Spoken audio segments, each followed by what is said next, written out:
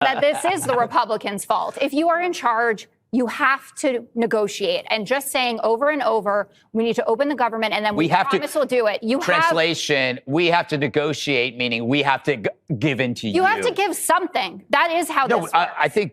And what are you planning on giving? Just allowing this to happen is a cooperation. You guys have to actually somehow stop lying to us about these benefits. That's Fox News co-host and woman with a voice for silent films, Jessica Tarlov, getting absolutely dismantled by Greg Gutfeld for desperately attempting to shift blame for the government shutdown. A move so out of touch it would make even CNN blush. Welcome to Nerk News, I'm Nerkish, and if you're looking for the best bits of establishment media without sitting through hours of liberal propaganda, you've come to the right place. Because it looks like the Democrats' favorite shutdown stunt is backfiring big time. I mean, when your whole strategy depends on people suffering, it's hard to sell yourselves as the party of compassion. You know, it's wild watching them pretend they care about citizens while fighting to fund healthcare for illegals. Here's Tarlov trying that pathetic act on the 5 and failing miserably. So, Jessica... Or an American citizen as well. Can you tell me how this is the Republicans' fault? Sure. I'm asking for a friend. I'm glad that you saw my tweet. It asked 3 million nasty people on the internet. But I knew exactly what I was saying, because the point is that with great power comes great responsibility. I heard that once in a great Spider-Man movie. And Republicans are in charge. They're not 60 votes in charge, but they've got a majority of the way there. And when you are in charge and you don't have all the votes that you need, it is incumbent upon you to make a deal with the people whose votes you need. And based on prior voting for CRs, you know that there are moderate Democrats who would certainly be willing to have a conversation with you if you would do that properly timed, not open up the government and then make the same promises that they have for months. I mean, this has been going on since the big, beautiful bill was signed, that they've been saying, yeah, we want to do something on ACA premiums, and then they keep kicking the can down the road. We know that Harry Enton is about to, maybe while we're speaking right now, there will be another clip with the reverse story out about what's going on. And so I'll do the work for him. Harry Enton put up the Navigator survey, which shows that the American public is blaming the Republicans by 14 points now, and it was just 10 points last week. The story about Democrats cutting off SNAP benefits and that we're the heartless ones and Mike Johnson feels terrible is how you say BS. Mike Johnson, in his big, beautiful bill, $186 billion gone from the SNAP program. And in the 2018 shutdown, Donald Trump made sure that people got their SNAP benefits because he knows that it's important. And that's why Josh Hawley wants to have a standalone bill about SNAP. Josh Hawley, who also wants a standalone bill to make sure that people get their Medicaid coverage back because the big, beautiful bill takes it away. So, Gregory, that is how I have shown you that my tweet wasn't dumb. That I'm not dumb, and that this is the Republicans' fault. Nothing that I have said is a lie. Nothing at all. If you get 90% of the big, beautiful bill and you have to protect Americans' health care, which, by the way, they'll reward you at the polls. Because guess what? People like to have health care coverage and they don't want to see their premiums go up 114%.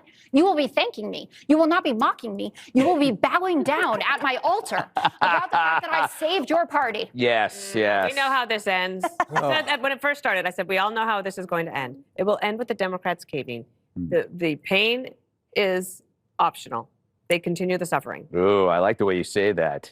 You know, watching Tarlov try to gaslight the country is like watching a magician forget the trick halfway through. She cited a biased Navigator poll on Twitter claiming people blame Republicans by 14 points, but conveniently ignored every real poll showing the opposite. I mean, the Democrats literally blocked a clean funding bill because it didn't hand out free health care to illegals. Everyone's seen Speaker Johnson offer straight funding for Americans, and Democrats repeatedly say no. It's why Tarlov and her tweet got roasted online. Here's Gutfeld fact-checking her BS in real time. Dems are banking on Republicans getting the blame if food banks start overflowing, but CNN's data guru says not so fast. Republican Congress's net approval rating versus pre-shutdown. It's rallying the base for sure. Look at this, the net approval rating up 12 points versus pre-shutdown. But it's not just with the base. It's also with the middle of the electorate. Look at this, among independents. It's up 8 points as well. So we've got a situation here where Republicans with the shutdown are actually rallying their base, but it's also something that's not hurting them with the folks in the middle. If anything, it's helping them with folks in the middle.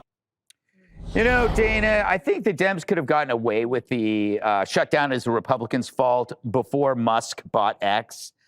But the population is too savvy. So if you say, oh, they create the House and Senate, Jessica, a 10-year-old can easily refute that by just saying, no, you need 60, and that's on the Democrats. Right. But do you think that it feels like the key to the Democrat success is other people's suffering? They're basically taking their own constituency and holding them like in this kind of like threat, I don't know what you call it. Hostage? Hostage. Thank you. Anytime. Yeah, I think it's an abomination because they're doing that from the safety and comfort of their own offices while they're enjoying their paychecks. They are enjoying as well, for example, the protection by certain officers and Secret Service, let's say, they're not getting their paychecks. I feel like part of that is due to after the Biden cover-up, no one feels compelled to take the word of Democrats or the media. They've lost credibility.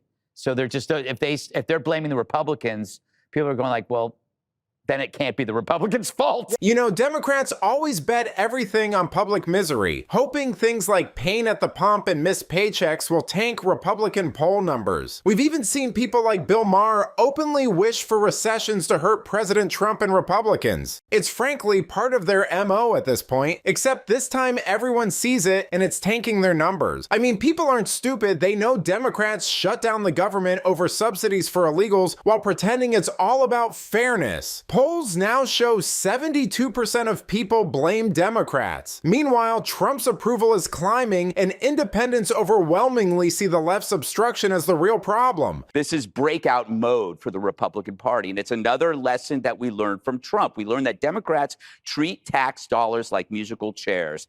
Oh, it's not going to illegals, they say. That's true. You don't hand 10 grand right there when they walk in across the border. No, but you slip it into the COVID relief bill, then you jack it all up, and then you try to make it temporary.